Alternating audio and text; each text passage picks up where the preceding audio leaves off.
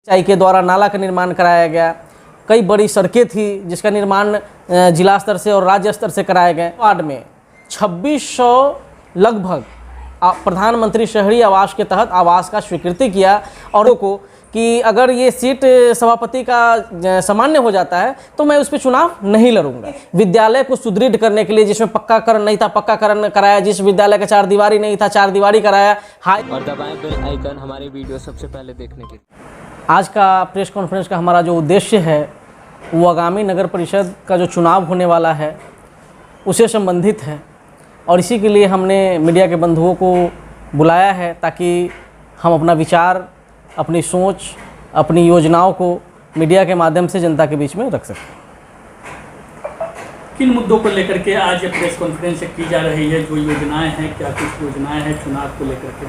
आप सबको विदित होगा कि पूर्व में मैं कांटी नगर पंचायत का चेयरमैन रह चुका हूं 17 से 19 तक और हमारे समय में जो नगर पंचायत के विकास के लिए जो कार्य किए गए हैं उसका संक्षिप्त विवरण मैं दूंगा और प्रमाण के साथ दूंगा। ये चेयरमैन के तौर पे जो नगर पंचायत में जो हम करते थे सो तो करते ही थे। नगर के विकास के लिए हमारे द्वारा जिला से और राज्य सरकार से जो योजनाएं स्वीकृत कराई गई, जो धरातल पर कार्य कराए गए, उसका ये प्रमाण है। जिला योजना समिति से जो पास हमने कई योजनाएं कराएं जिसमें अभी जो तार पोल जर्जर हो रखा था जिसका पूरा नगर परिषद क्षेत्र में बदला गया उसका है। NHI के द्वारा नाला का निर्माण कराया गया। कई बड़ी सड़कें थी जिसका निर्माण जिला स्तर से और राज्य स्तर से कराए गए उसका है। उज्ज्वला योजना में जो गरीबों को भारत सरकार के द्वारा मुफ्त में गैस का कनेक्शन दिया जाना था जिसका मतलब जो उसका जो प्रारूप था वो बहुत जटिल था, जिसको सुगम बनाने के लिए जब जिला में माननीय सांसद की अध्यक्षता में और DM साहब के सदस्यता में जब हम लोगों ने वहाँ इसका प्रस्ताव उठाया तो इसको सुगम बनाने का रास्ता मैंने ही बताया था DM साहब को और माननीय सांसद रमा किशोर सिंह जी को कि BPL परिवार को दिया जाना है और इसका उस समय जिला में अप्लाई होता था। और नगर पंचायत का मुद्दा उठाते हुए मैंने ही कहा था कि BPL का हर डाटा जो है वो राशन कार्ड धारियों का डीलर के पास होता है। जब हमें BPL परिवार को ही ये देना है तो डीलरों को ही क्यों नहीं इसके लिए आवंटित कर दिया जाए कि वहाँ से BPL का भी मिल जाएगा और BPL परिवार वहाँ आवेदन करे, वहाँ से जिला आपूर्ति को चला जाए। जो जिला आपूर्ति में डायरेक्ट ना होकर के हर डीलर को आवंटित कर दिया गया जिलाधिकारी महोदय के द्वारा, जिससे इतना सुगम हो गया और इसका अनुश्रवण अन्य जिलों ने भी किया और तेज़ी से इसका उज्ज्वला योजना का लाभ गरीबों को मिल पाया। हमारे अपने कार्यकाल में हमने अपने नगर पंचायत के 14 वार्ड में 2600 लगभग प्रधानमंत्री शहरी आवास के तहत आवास का स्वीकृति किया और मैक्सिमम आवास मेरे समय में ही पैसे भी दिए गए और आवास का निर्माण भी हुआ। मेरे हट जाने के बाद जो स्थिल पड़ा आज तक स्थिल बड़ा हुआ है। हमने अपने कार्य योजना को लेकर के चुनावी मैदान में है, जो कार्य आपने किया वो कार्य को लेकर के चुनावी मैदान में है। हाँ, क्या लगता है? तो जब आप चेयरमैन पद पे थे तो उप सभापति के रूप में चुनाव लड़ना और ये थोड़ा सा मतलब कि समझ में नहीं आ रहा है। ये एक सिद्धांत की बात है और मैंने अपने सिद्धांत पे खुद को कायम रखते हुए, चूँकि जब मैं यहाँ का नगर पंचायत का अध्यक्ष था तो ये सुरक्षित सीट थी तो सभी वर्गों के लोगों ने हमें उसके लिए चुना था, जिसमें सामान्य वर्ग के लोगों का बहुत बड़ा योगदान था हमारे चेयरमैन बनने में। और तभी मैंने एक वादा किया था अपने सभी वर्ग के सामान्य वर्ग के लोगों को कि अगर ये सीट सभापति का सामान्य हो जाता है तो मैं उस पर चुनाव नहीं लड़ूंगा। और मैंने तो उप सभापति पद भी है। हाँ, बता रहा हूँ उस पर। तो मैंने सभापति के लिए कमिटमेंट कर दिया था और जिसके तहत मैं चुनाव से खुद को विड्रॉ कर लिया।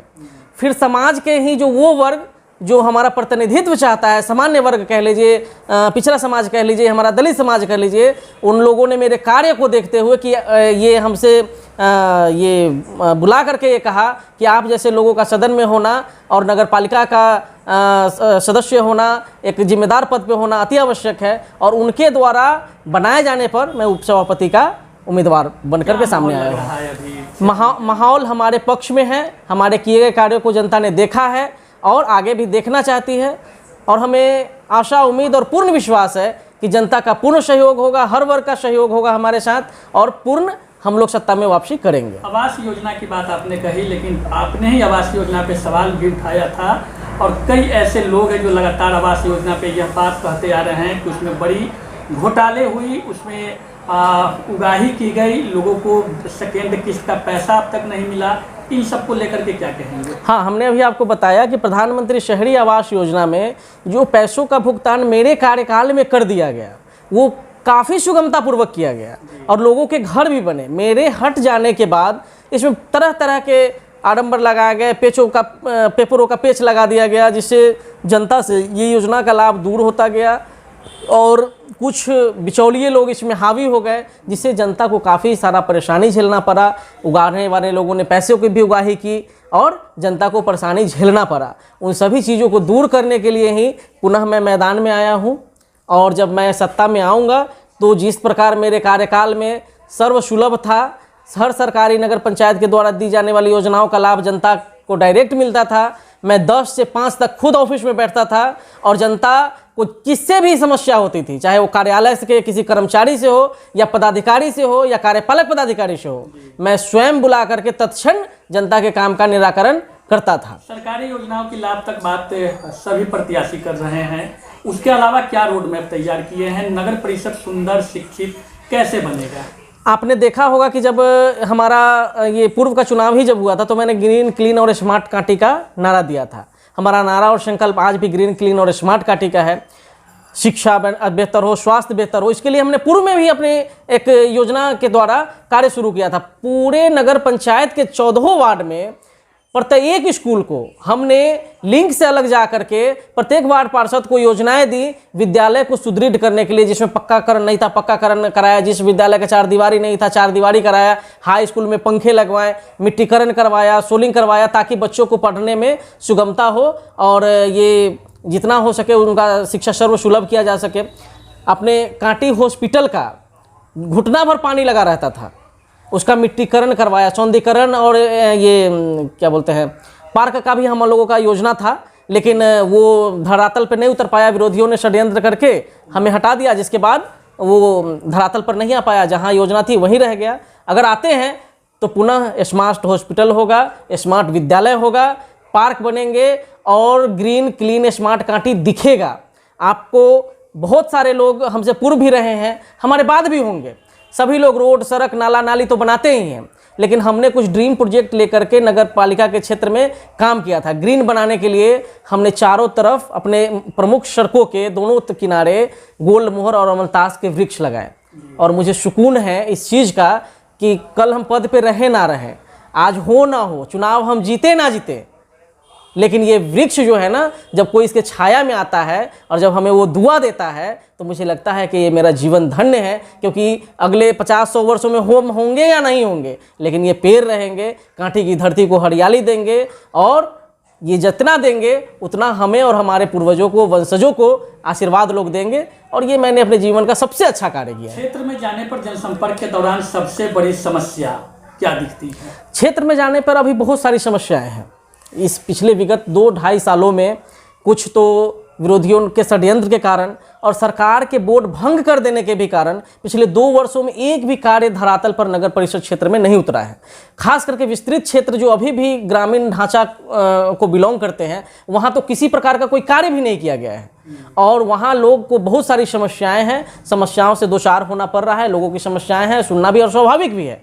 उन सारी समस्याओं का निराकरण सरकार बनने के बाद किया जाएगा। ग्रामीण क्षेत्र की बात तो अलग है, लेकिन नगर पंचायत जब काटी थी तब से लेकर के नगर परिषद में उत्क्रमित होने के बाद भी कई जगह समस्या दिखती है।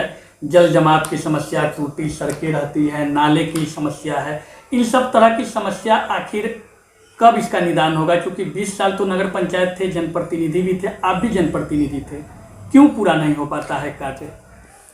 कांटी के लोकल पॉलिटिक्स बहुत सारे, जैसे मैंने आपको बताया कि मेरा 17 में चेयरमैन के पद पर चुनाव हुआ था और लोगों ने षड्यंत्र करके मेरे विकास कार्य को देखते हुए पचा नहीं लोगों को और हमें हटाने का कार्य किया। जिस समस्या की ओर आप इशारा कर रहे हैं, मैं उन्हीं चीज़ों का ये कच्चा चिट्ठा लेकर के बैठा हूँ। जिन नाला और टूटे सड़कों का आप समस्या की बात कर रहे हैं, तो मैं आपको बता दूँ कि सबसे ज़्यादा NH 28 के दोनों तरफ सड़कें भी टूटी हुई थी और नाले की भी समस्या थी, पानी भी उस पर लगा होता था और नगर जो था वो नरक बना हुआ था। उसके लिए मैंने जिला स्तर से लेकर राज्य स्तर से लेकर के और केंद्रीय स्तर पे मंत्रियों से मिल करके इसका निराकरण कराया, सड़कें भी बनी, और जिसका आपको हम प्रूफ भी देंगे ये चिट्ठियाँ कि दोनों तरफ NHI के नाला बनाने के लेकर के, बिजली का तार पोल लगाने को लेकर के हमने केंद्रीय स्तर तक यहाँ से लेकर आकर के वहाँ तक कार्रवाई कराया, और तब जाकर के नाला सड़क बना। कांटी नगर पंचायत के इतिहास में पहली बार किसी नगर विकास मंत्री ने कदम रखा, और वो माननीय मंत्री सुरेश शर्मा जी थे, जो कांटी में जब आए तो उन्होंने मास्टर ड्रेनेज बनाने का स्वीकृति दिया, जो स्टेशन से लेकर के हाई स्कूल तक था, रोड के दोनों तरफ, छिन्नमस्तिका मंदिर से लेकर के पेट्रोल पंप के पुरानी मोतिहारी रोड के दोनों तरफ था। ये मास्टर नाला था। इस मास्टर नाला के बन जाने से कहीं भी किसी भी लेवल का पानी जो होता वो नहीं जमता और वो पानी बाहर निकल जाता। लेकिन हमारे समय में ही स्टेशन से हाई स्कूल का तो नाला निर्माण हुआ, लेकिन मेरे हट जाने के बाद ये छिन्नमस्तिका और पेट्रोल पंप के बीच का नाला जैसे का तैसा रह गया। लोगों ने विकास कार्यों में रुचि नहीं लिया, जिसकी वजह से ये आज जल जमाव की समस्या बनी हुई है। हॉस्पिटल के पीछे जहां आपने जिस समस्या को आपने इंगित कराया कि वो सड़कें भी टूटी हुई है, पानी भी लगा रहता है, आप पत्रकार बंधुओं को भी पता है कि हटने के बाद भी मैंने उस सड़क को लेकर कई बार आंदोलन किया उसके जल जमाव के कारण। मेरे समय में ही वो सड़क ऊंचा करने के लिए स्वीकृत था, नाला भी बन गया था, लेकिन सड़क का ऊंचा नहीं होने के कारण दोनों NH के बीच में है, पूरा ये साइन रोड के देवरिया रोड के भी और ये NH 28 के बीच में है, जिससे उसका लेवल नीचा है। कहीं ना कहीं किसी नाले में जब तक उस सड़क का और नाला का ढालान नहीं मिलाया जाएगा तब तक उसका पानी का निराकरण नहीं हो सकता, जल जमाव से मुक्ति नहीं मिल सकता है। और लोगों ने विकास कार्य में रुचि नहीं लिया, जिसके कारण आज भी जल जमाव की समस्या वहाँ बनी हुई है। आप लोग प्रत्याशी जीत के वादे कर रहे हैं। गजेंद्र पासवान पुराने मजे हुए खिलाड़ी है, उपसभापति के दावेदार, नामांकन भी कर दिए हैं। आपको क्या लगता है चुनाव जीत जाएंगे?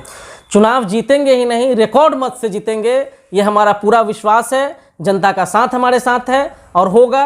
जो मैंने कार्य किया है, जनता मेरे कार्य को देखी है और मेरे कार्य को ही चुनेगी। धर्म, समुदाय, जाति खास करके चुनाव में हावी हो जाता है, इन सबको कैसे भेद पाइएगा? मैंने पूर्व में भी धर्म, जाति, संप्रदाय को भेद करके ऊपर उठ करके कार्य किया है और जनता ने मुझे चुना है, और आज भी जनता मुझे इन सभी चीज़ों से ऊपर उठ करके चुनेंगी। क्या ड्रीम रहेगा? जीत कर अगर आते हैं तो सबसे पहला काम क्या करेंगे? जीत करके अगर आते हैं तो सबसे पहले जो नगर पालिका में जो आपने समस्या दिखाया है, जल जमाव से मुक्ति दिलाना नगर पालिका को, एक एक जो बचा हुआ आवास का लाभान्वित है उसको एक एक रुपया का जो भी इसका भी बाकी है उसका भुगतान करा करके पक्के आवास का निर्माण कराना। सारे विद्यालयों को जो सरकारी हैं, क्योंकि सरकारी विद्यालयों में गरीबों के बच्चे पढ़ते हैं, वहाँ क्लास 1 का सुविधा उपलब्ध कराना, ताकि गरीबों के बच्चे भी अच्छे माहौल में, अच्छे विद्यालय में पढ़ सके और आगे बढ़ सके। ये प्राथमिकता के तौर पे होगा। हमारा जो प्राथमिक स्वास्थ्य केंद्र है उसको भी स्मार्ट बनाना है, चूँकि हमारा NH से सटा हुआ प्राथमिक स्वास्थ्य केंद्र है, और यहाँ हमारे नगर पालिका के ही नहीं, कांटी प्रखंड का और इस रास्ते से गुजरने वाले दिल्ली, मुंबई, कहीं भी जाने वाले लोग अगर किसी प्रकार की अप्रिय घटना होती है तो वहाँ जाते हैं। इसलिए उसका सुदृढ़ बनाना, सुंदर बनाना, ये हम लोगों का प्राथमिकता होगा। क्या संदेश रहेगा नगर परिषद की जनता के लिए? नगर परिषद की जनता के लिए हमारा संदेश है कि आप ऐसा नेता चुने जो कि आपके विकास को, आपकी भावना को समझे और आपका विकास कार्य करे। अगर आज आप अपना मत किसी भी लोक लुभाव में, नोट के लिए या किसी चीज़ के लिए अगर बेचते हैं, तो जो आपको एक दिन देगा वो 5 साल आपको ठगेगा। इस ठगावे में नहीं आए, बहकावे में नहीं आए, उसे चुने जो आपका काम करे, आपका विकास करे, और 5 साल तक आपको और आपके जो भी समस्याएं हैं उसको अपनी समस्या मानकर उस समस्या से निदान करा सके। अल्लाह, आखिरी सवाल है, भ्रष्टाचार पे कैसे चोट कीजिएगा? क्योंकि भ्रष्टाचार के खिलाफ लगातार आप भी आंदोलनरत रहे हैं, लेकिन पद मिलने के बाद स्थिति जस की तस हो जाती है। नहीं, ऐसा नहीं है। हमने आंदोलनरत भी रहा है और मैं चूँकि चेयरमैन के पद पर रहा हूँ। मैंने सर्व सुगम बनाने के लिए जनता और सरकार के बीच में जनता दरबार लगाना भी शुरू किया था। मैं वार्डों में जा कर के अपने बोर्ड का बैठक करता था, जिसका प्रमाण है कि हमने ये कन्या विद्यालय में अपना बोर्ड। इससे होगा क्या कि जनता और सरकार, जनता भी सरकार का काम देखेगी कि बोर्ड में क्या निर्णय हो रहा है, और जनता को जब सब कुछ पता होगा, पारदर्शिता होगी, तो करप्शन का कहीं कोई जगह नहीं होगा, कोई बिचौलिया नहीं होगा। तो फिर से जनता दरबार लगेगा, फिर से जनता दरबार भी लगेगा और जनता के बीच में काम होगा, जनता के परामर्श पे काम होगा, और कामों की पारदर्शिता इतनी होगी कि कोई बिचौलिया के लिए कोई जगह नहीं होगा। और दबाएं बेल आइकन हमारे वीडियो सबसे पहले देखने के लिए।